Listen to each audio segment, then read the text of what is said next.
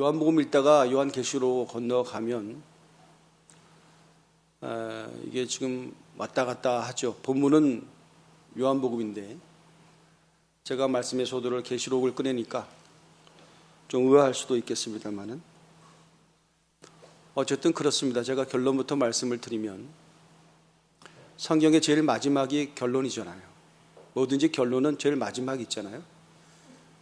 그러니까 성경의 결론은 요한계시록입니다. 그럼 요한계시록의 결론은 또 제일 마지막에 있을 거 아닙니까? 그래서 마지막에 보면 마라나타라고 하는 것으로서 거의 마지막 예수님께서 요한계시록 22장 20절에 21절이 마지막이고 20절이 바로 직전의 말씀인데 거기 모든 것이 다 담겨져 있습니다. 제가 한번 읽어드리겠습니다. 결론 부분, 성경의 마지막 결론. 결국 저와 여러분의 마지막 결론을 지금 말씀을 통해서 확인하셔야만 됩니다. 제가 이걸 읽어드리겠습니다. 요한계시록 22장 20절. 이것들을 증언하시니가 이르시되 내가 진실로 속히 오리라 하시거늘 아멘 주 예수여 오시옵소서. 결론입니다. 이 신앙을 우리가 뭐라 그래요? 마라나타 신앙이라 합니다. 이게 결론이에요. 그러니까 저 여러분들이 자꾸 엄한 거 기도하면 안 돼요. 마라나타 기도하셔야 돼요. 그게 핵심이고 고급진어로 본질이라고 그러고 그러니까 우리 신앙이 자꾸 사변화되고 상황화되어지면 자꾸 주님께서 강조하고 가장 의미를 두신 것에서 벗어나서 그러니까 우리가 많은 그 시행착오 내지는 길을 잃어버리는 많은 헤매는 과정을 겪게 됩니다. 복받은 자들은, 은혜 받은 자들은 많은 택과 많은 그 시행착오를 시간 낭비를 거치지 않고 곧바로 진수를 경험하는 것, 이게 우리가 말하는 은혜라고 하는 겁니다. 자, 결론 서론이 길죠? 그러면 주 예수여 오시옵소서 라는 기도를 누가 할까요? 응? 여러분 잘 한번 생각을 해보세요. 이 풍진 세상을 만났으니 우리의 할 일이 무엇이냐. 그러면서 그런 찬양이 있었어요. 옛날에 곡절 붙여서. 이 풍진 세상은 옛날에 가요 같아도 교회에서 많이 불렀거든요. 그게 언제적이냐면 일제강점기 때 교회가 그 전체주의의 탄압을 받고 민족의 등불로 서 있기를 원했으나 풍전등화 같은 위기 속에서 그때 신사참배를 거절하고 위대하신 하나님을 고백하는 성도들의 구성이 교회였다면 그 성도들이 불렀던 신앙은 다 종말 신앙이었어요. 주 예수여 오시옵소서.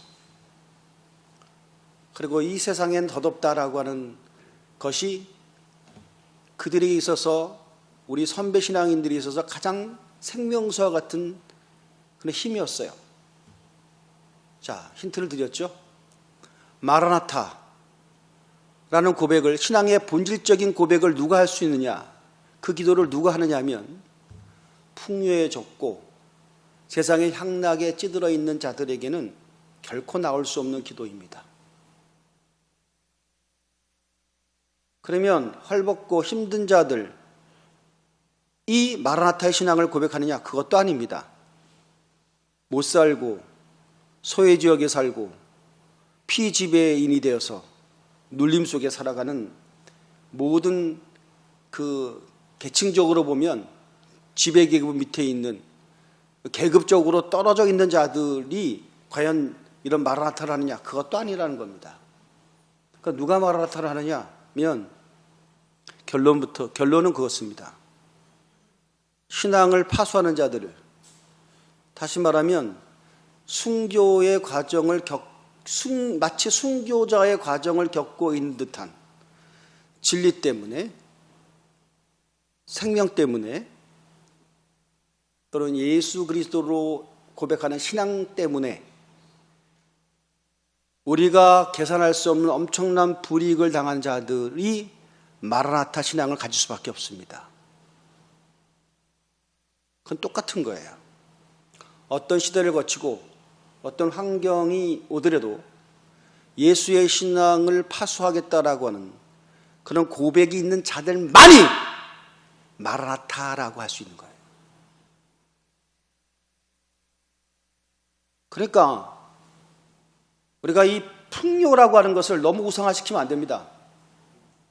예수 믿고 잘 먹고 잘 산다 라고 하는 것이 절대적 가치가 돼서는 안 돼요. 그러니까 자꾸 여러분과 저희가 충격을 받는 거예요. 교회 오면 잘 된다며, 교회 오면 복 받는다며, 예수 믿으면 만사 형통된다며. 자꾸 교회 오니까 예수 때문에 고난당하는 것이 복이라고 얘기하고, 그럴 수도 있지, 뭘 미화시키면. 그러나 그거는 그냥 형식적인 동의지, 내 본질 속에서 그런 고백이 나오냐 하면 그건 그거 아니거든요. 근데 요한계시록 마지막 결론에 가면 그 부분과 결국 우리가 맞닥뜨리게 되어 있어요. 그건 뭐냐면 우리도 이 부분을 통과해야 된다는 겁니다. 이걸 통과하지 않으면 가짜 신앙이 되는 거예요. 통과하지 않으면 진짜인지 가짜인지 구분이 안 가는 거예요. 그래서 이제 또 바로 결론 바로 직전에 있는 말씀이 21장이거든요. 저 계시록을 열어서 죄송한데 여러분 이제 불편하시죠? 그 21장을 보면 지금 그 말씀을 쭉 따라오신 분들에게는 너무 버거운 흐름인데, 마지막 우리가 심판대에 쓴다라는 말씀을 여러분 많이 들을 겁니다. 계시록에 보면 심판대 앞에 서는 우리의 모습에 대해서 적나라하게 표현하고 있는데, 그때 그 심판을 통과를 하면 우리들에게 열려 있는 시간과 공간이 있습니다. 그것을 새하늘과 새 땅이라고 부르고 계시록에서는 그것을 새 예루살렘이라고 불러요. 새 예루살렘에 들어가느냐 마느냐가 그 당시 요한계시록 수신자에게는 가장 중요한 현안이었어요. 그러니까 예수만 믿으면 다 구원받는다라고 하는 것도 틀린 건 아니죠. 그게 복음이니까. 구원의 문턱을 엄청 낮춰놨으니까 이게 복음이죠. 그런데 그 낮춰있는 복음의 문턱을 넘어서 정말 생명수 진수 속에 들어가는 자는 또 다른 차원의 구원이 있다는 사실에 대해서 제가 솔직하게 말씀을 드릴게요. 그러니까 여러분, 우리가 고민하지 않는 너무나 편한 인스턴트 신앙을 갖게 되어지면 자기 구원을 의심하지 않아요. 그건 믿음이라고 하죠. 천만의 말씀. 누가 그따윈 식으로 말씀을 가르칩니까? 그러니까 우리가 전부 다 속고 있는 거예요. 진리가 아닌 얘기를 하고 듣고 싶은 얘기만 듣다 보면 복음이 왜곡돼요. 진리가 아닌 것으로 채색된다고요. 그러니까 나중에 되면 헷갈리는 거예요. 내가 구원받았는지 안 구원받았는지. 구원받았다 그러니까 그렇다고 하고 그냥 퉁치면서 도매급으로 넘어가죠. 자, 그러면 제가 말씀드렸던 것처럼 22장의 마지막에 그랬죠. 21장에 보면 그러면 새 예루살렘에 들어가는 자는 누구냐면 한번 말씀을 한번 띄워보면 좋겠어요. 피곤하겠지만 계시록 21장 6절 7절을 한번 자막으로 한번 띄워주세요. 계시록 21장 6절 7절 제가 잘 따라보세요. 이거 모르시면 여러분은 구원받지 못해요. 잘 따라오세요. 눈을 뜨고 귀를 열고 잘 들으세요. 또 내가 말씀하시되 이루었도다. 나는 알파와 오메가요 처음과 마지막이니 내가 생명수 생물을 목마른 자에게 값없이 주리니. 7절 다 같이 읽습니다. 시작. 이기는 자는 이것을 상속으로 받으리니 나는 그의 하나님이 되고 그는 내 아들이 되리라. 조건이 뭐예요? 조건이 뭐예요? 이기는 자예요. 이기는 자. 요한계시록의 수신자는 마구잡이로 아무에게나 이 말씀을 준 것이 아니라 누구에게 이 말씀을 주고 있냐면 이길 것인가 질 것인가의 그 백척간대에 서 있는, 어떻게 보면 교회가 당면한 최고의 위기 순간에 진정으로 구원받는 자가 이 사람이다! 라고 하는 그 사람을 위해서 요한계시록이 기록되어 있다는 거예요. 아무에게나 열려있는 것이 아니라 누구에게? 이길 수 있는 자들에게만. 이긴다는 게 뭘까? 왜냐하면 이 말씀은 뭐냐면 당시에 이길 수 없는 자도 많았다는 거예요. 이 말씀이 강조되는 이유는 신앙생활 하다가 승리해야 되는데 승리하지 못하는 자가 많았다는 걸 의미합니다. 그러면 그 당시가 왜 승리를 못하느냐? 왜?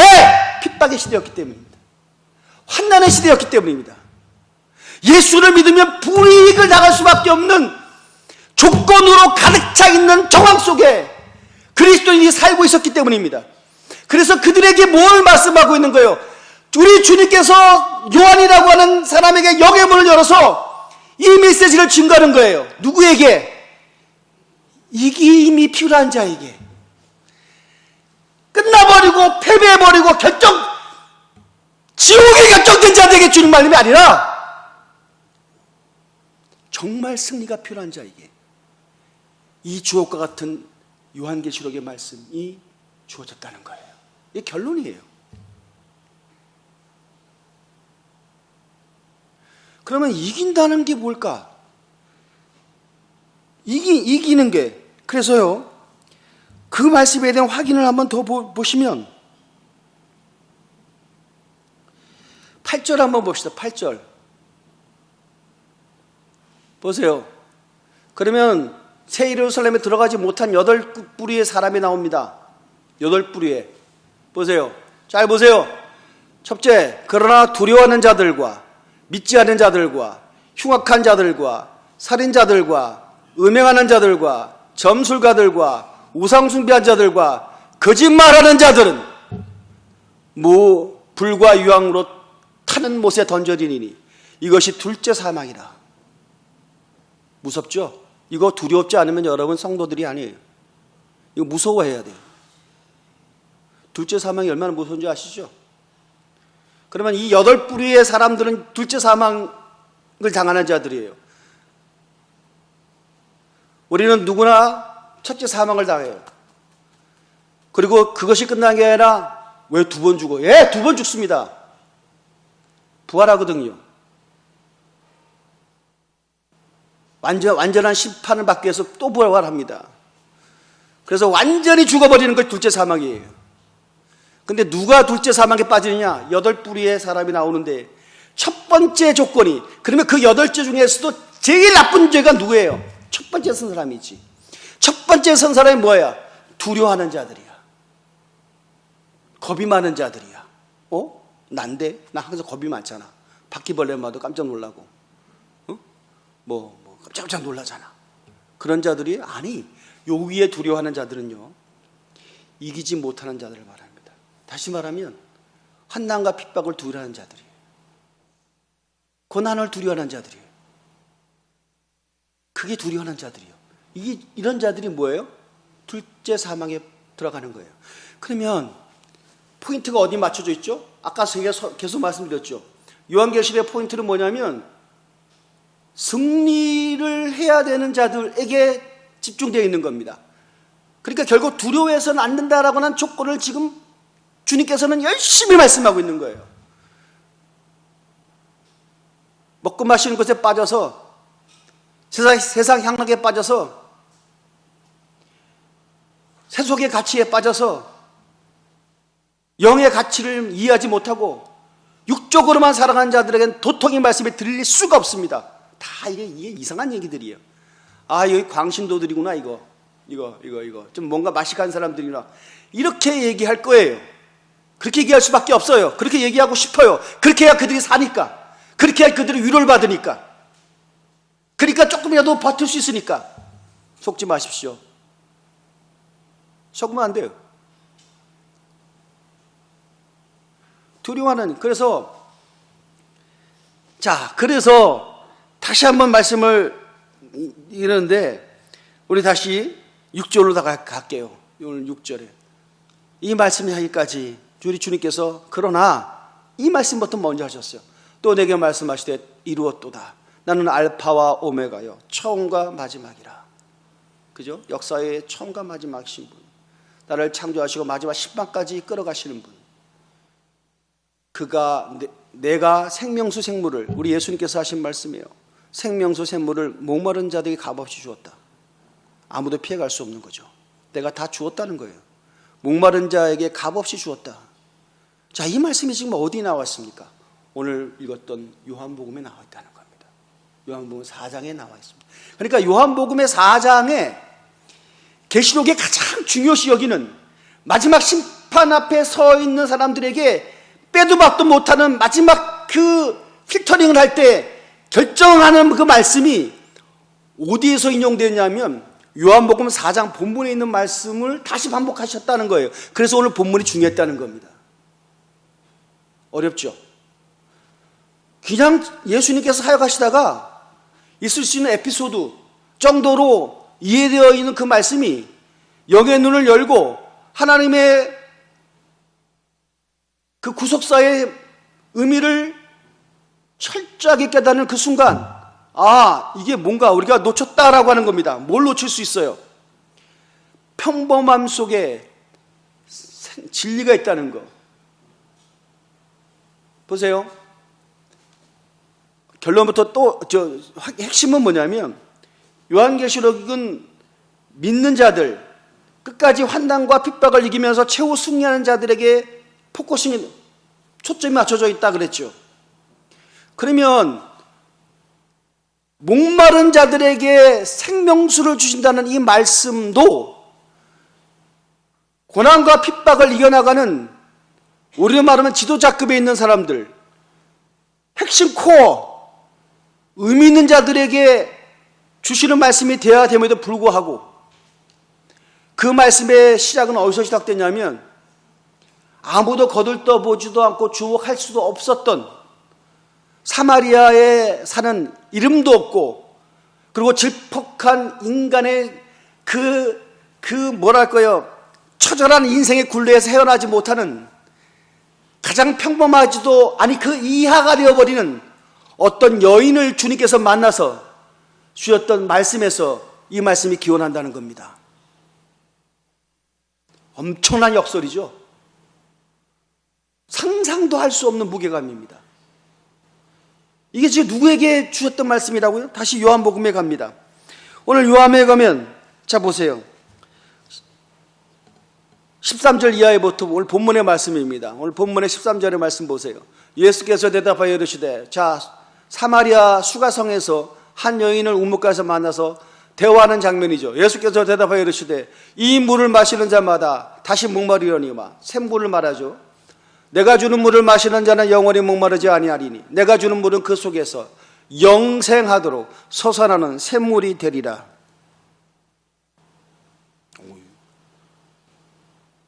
인생의 파이널, 역사의 종말을 결정하는 가장 중요한 말씀이 수가성에 사람의 눈을 피해서 뜨거운 대낮에 인생의 자기를 주목하려는 모든 사람의 시선을 피해서 그저 생존을 위해서 나와 있는 평범한 이 여인에게 주님께서 이 말씀을 주시고 있다는 겁니다.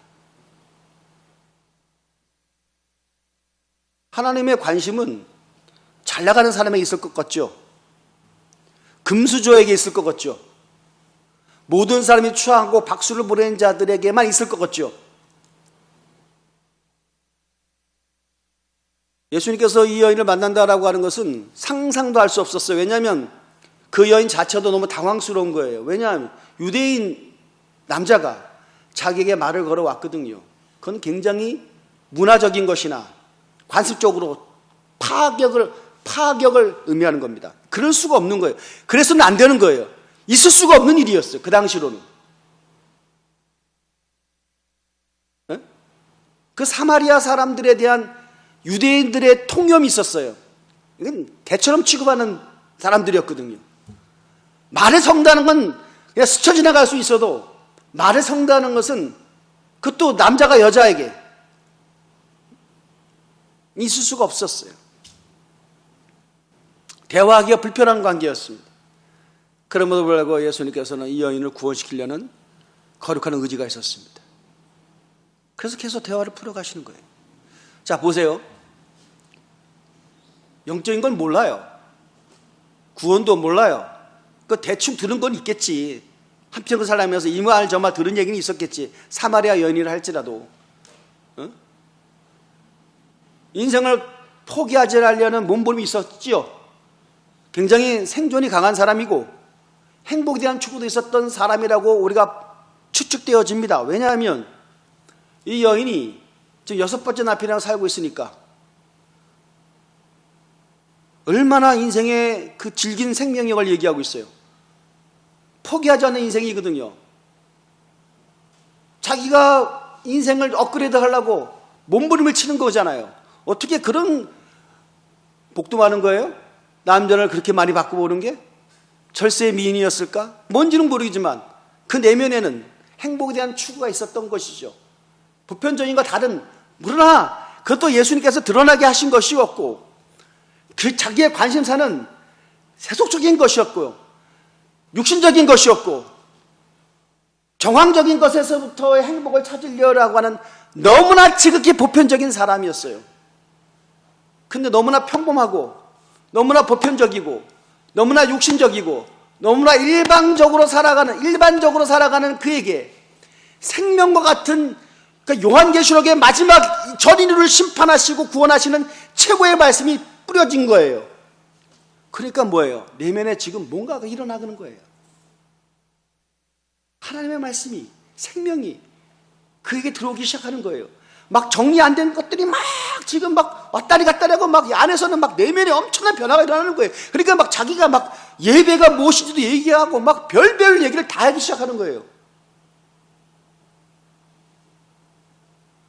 아직까지는 예수님이 누군지 모르니까 묻지만 내면에 뭔가 그 생명의 말씀이 들어가니까 막 꿈틀꿈틀 거리는 거예요.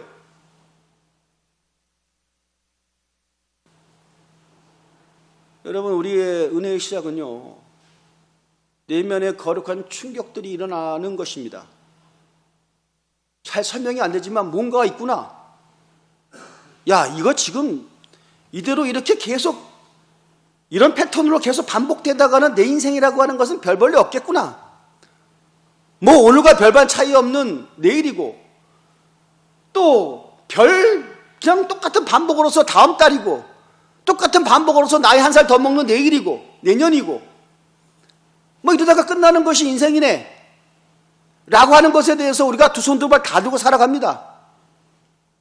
근데 어느 날 하나님의 특별한 은혜가 임하는 자들에게는 그런 것들은 그냥 일반적으로 주어지는 것들이고 진짜 하나님께서 원하시는 것은 뭐냐면 영적인 귀가 열리는 것이고 영적인 눈이 열리는 것이라고 하는 것들을 여러분 매 주일마다 정말 안 듣고 싶어도 거부할 수 없을 만큼 계속 거룩한 흉단 폭격으로 말씀을 듣고 있는 거예요. 그럼에도 불구하고 우리가 반응이 일어나지 않을 수도 있어요. 하지만 누군가는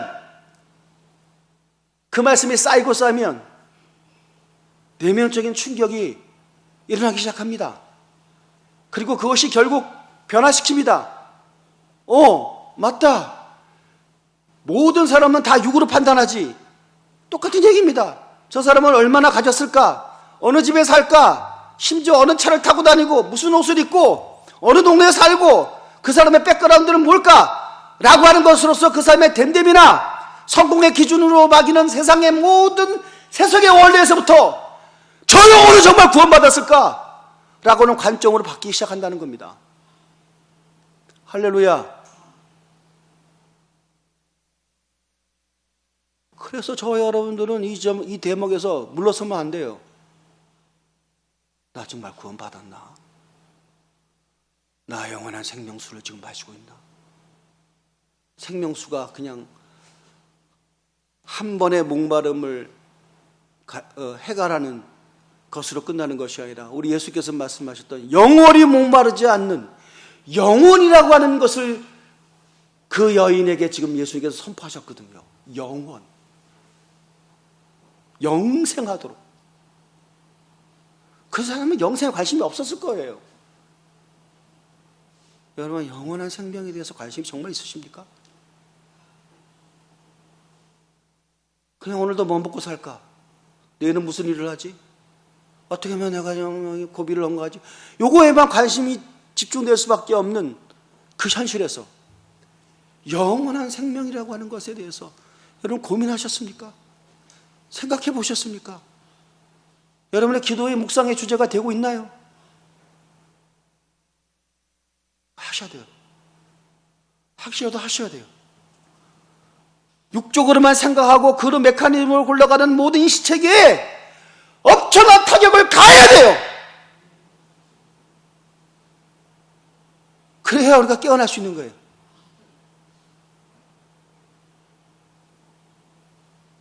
저는 알아요. 이 말씀을 자꾸 전거하면 우리 교회는 성장하기는 글렀어. 맨날 뭐 야단만 치고 그냥 그따위로 살면 안 된다고 그러고 세속으로 살면 안 된다고 영원한 생명을 먹으라 그러고 그 목사님 하는 얘기가 똑같지. 왜냐면 불편하잖아요.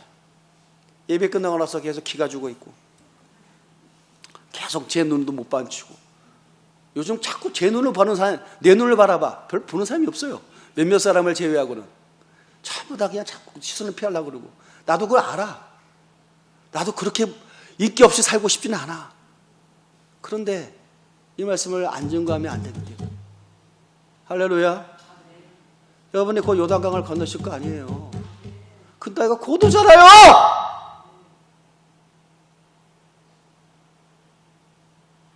그냥 뭐 한번 살다가 죽는 게 인생 아니야?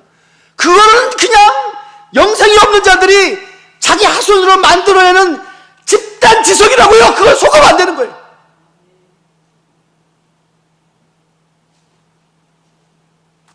영원한 예수를 만나는 게 뭐예요? 예수를 믿는 게 뭐예요? 영원한 생명을 얻는 거잖아요. 할렐루야. 영원한 생명.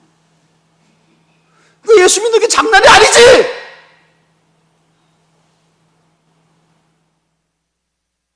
예수 믿는 건 내 인생의 전부지.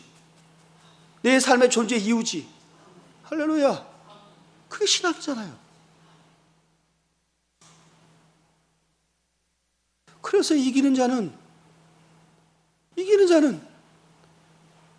우리가 둘째 사망에 들어가지 않는 거예요. 이겨야 돼요. 뭐에서부터 이겨야 됩니까? 이 무기력에서부터 이겨야 됩니다. 자기 연면에서부터 이겨야 됩니다. 영적 침체에서부터 이겨야 됩니다. 세속적 판단 기준으로 도배되는 세상의 흐름 속에서부터 당당하게 거부하면서 이겨나가야 됩니다. 교회 밖을 가보시오. 모든 삶의 주제와 대화의 내용을 보십시오. 생명 있는 건 하나도 없어요.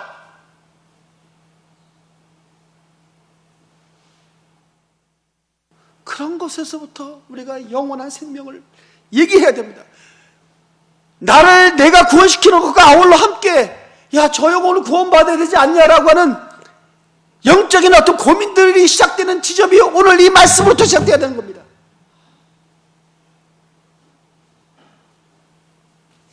사랑하는 성도님들이요,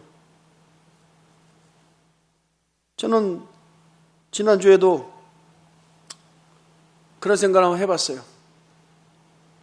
물론 이 죽음 이후의 심판이라고 하는 주제는 우리가 흔히들 생각하는 주제가 아닙니다.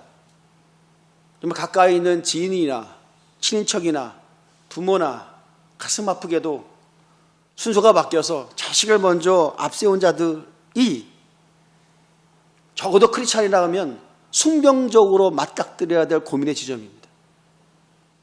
그게 고통이지만 그걸 묵상할 수밖에 없고 그것을 붙잡고 하염없는 눈물을 적시면서 기도하는 가운데 구원이 뭐고 진리이 뭐고 거듭남이 뭐고 영생이 무엇인지에 대한 것이 이전보다는 정말 깔끔하게 닦여진 진흙 묻은 구슬이 점점 닦여져서 영롱한 것이 보석이 되는 것처럼 그런 과정을 필터링을 거치는 거예요.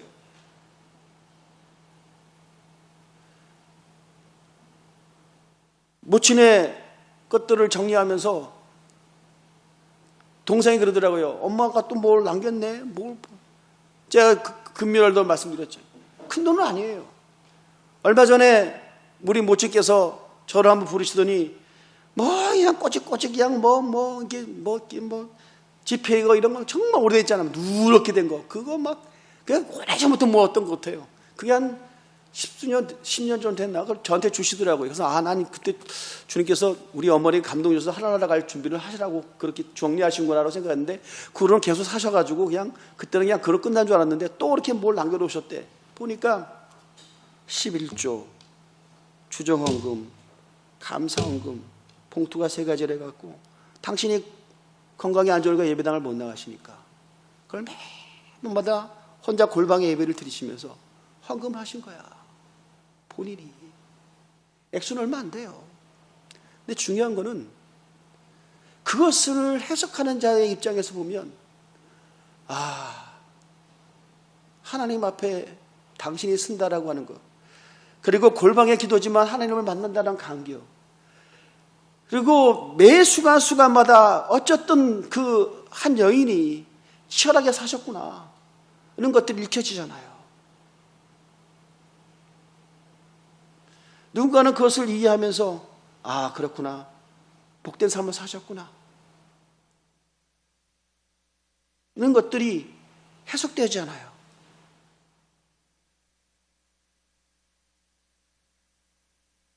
오늘부터 여러분 진지하게 사십시오. 예수 안에서 말입니다. 할렐루야.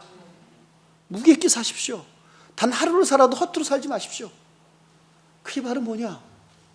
영으로 육을 끌어가게 하라. 할렐루야. 영으로 육을 끌어가게 하라. 영적인 것이 완비되어지고 은혜 받아진 골방에 기도의 영적인 것들이 채워지기 시작하면 나머지 육으로 살아가는 것들은 절로 따라오는 것들이에요. 다 영적인 시간에서 다 결정되는 거예요. 여러분은 육적인 것을 결정해놓고 영적인 걸 추구하려니까 이게 안 맞지. 엇박자가 나는 거야.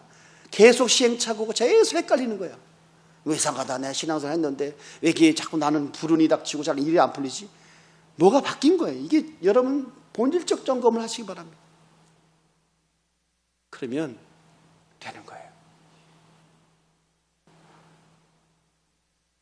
여러분이 하늘 나가실 때쯤 돼서 혹시 여러분의 자녀들 속에 예수를 안 믿는 사람이 있으면 사랑하는 딸아, 사랑하는 아들아, 내 마지막 하나님 앞에서의 고백이다.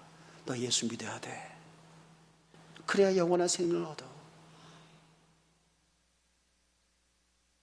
라는 말도 한마디도 못하고 하늘 나가시면 안 되잖아요. 할렐루야. 하늘 나갈지 안 갈지도 모르겠어. 솔직한 얘기로. 그런 고백이 없는데 어떻게 하늘나라 갈 수 있겠어요? 이김에 열매가 없는데 어떻게 천국을 얘기할 수 있겠어요? 그러니까 오늘부터 좀 더 무게 있게, 할렐루야, 정말 예수 영광에 산 게 뭘까를 생각하시고, 그래서 왜 주님께서 교회를 만드셨는가를 생각하시고, 혼자서는 팡팡이 깨지니까 교회 공동체, 기도의 공동체, 신앙 공동체에 들어와서 다시 신앙을 재점검하고 다시 불현듯 거룩한 용기를 얻고 세상을 살아갈 때 삶의 이유와 목적이 예수 그리스도라고 하는 것이 다시 자리매김되어지는 이 영적인 변화를 여러분이 경험하셔서 정말 우리 예수 영광에 삽시다. 할렐루야.